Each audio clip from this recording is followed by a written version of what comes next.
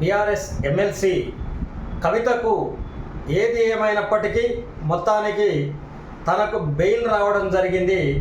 ఇది మధ్యంతర బెయిల్గానే పరిగణించాల్సిన అవసరం ఉంది. ఎందుకంటే పూర్తిగా కోర్టు నుంచి విడుదల అనేది కాలేదు. కానీ ఈడీ అరెస్టు చేసిన సందర్భం ఏదైతే ఉందో 100 కోట్ల ట్రాన్సాక్షన్ జరిగింది, 100 కోట్ల ఆక్రమణలు చేసింది అనే విషయంలో నిర్ధారణ చేయలేకపోయింది ఈడీ.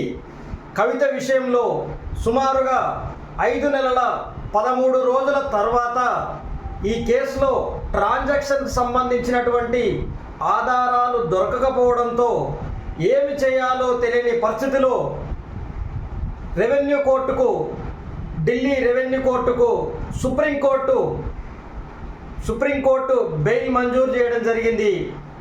ఈ బెయిల్ మంజూరు చేసిన సందర్భంగా ఈడీ అనేది మొత్తానికి అధికార పార్టీకి లేదా పెద్ద పార్టీలకు ఒత్తాసు పలుకుతుంది అని కవిత బెయిల్ వచ్చిన తర్వాత ఈడీ వంటి సంస్థలపైన ప్రజలలో వ్యతిరేకతా భావం ఏర్పడ్డది. ఇలా తమకు నచ్చిన వాళ్లకు, నచ్చని వాళ్లకు ఒక విధంగా, నచ్చిన వాళ్లకు ఒక విధంగా కోర్టు కేసులు వర్తిస్తాయా అని కొత్త ఆలోచనకు తెరలేపింది. ఏది ఏమైనప్పటికీ కవితకు బెయిల్ రావడం తెలంగాణ రాష్ట్రంలో ఉన్న బీఆర్ఎస్ పార్టీకి సంబంధించిన నాయకులకు శుభసూచకమైనప్పటికీ కవిత పైన ఒక బెయిల్ లిక్కర్ స్కామే కాదు, ఇంకా అనేక ఆరోపణలు ఉన్నాయి నిజామాబాద్ పరిసరాలలో జరిగినట్టు. వాటన్నింటిలో ఏదైనా రాబోయే రోజులలో కవిత మీద మళ్ళీ కేసు లేవనెత్తే అవకాశం ఉంది. అయితే బీఆర్ఎస్ పార్టీకి సంబంధించిన నాయకులు కొందరు మాత్రం కాబోయే సీఎం అధికారి లేదా సీఎం ప్రతినిధి అని కవితను గొప్పగా చెప్పుకుంటున్నారు. ఇప్పుడు వినాయక చవితి సందర్భంగా ఆమె ఎన్నో విషయాలను సమాజానికి చెప్పే అవకాశం ఉంది. న్యాయం గెలిచింది, ధర్మం నిలబడ్డది అని పెద్ద పెద్ద మాటలు మాట్లాడుతున్నటువంటి బీఆర్ఎస్ నాయకులు చాలామంది ఉన్నారు. చివరకు ఏది ఏమైనప్పటికీ కవితకు బెయిల్ రావడం బీఆర్ఎస్ వర్గానికి శుభసూచకమైనప్పటికీ తెలంగాణ రాష్ట్రానికి మాత్రం జరగాల్సిన అన్యాయం జరుగుతూనే ఉంది. ఎప్పుడైనా సరే దేశంలో ఉండే పెద్ద పెద్ద పార్టీలు తెలంగాణ రాష్ట్రాన్ని పరిపాలించడం, రాష్ట్రంలో అనేక అవకతవకలు రావడంతో పాటు ఆర్థికంగా దెబ్బపడ్డది. ఈ విషయం మనందరికీ తెలుసు.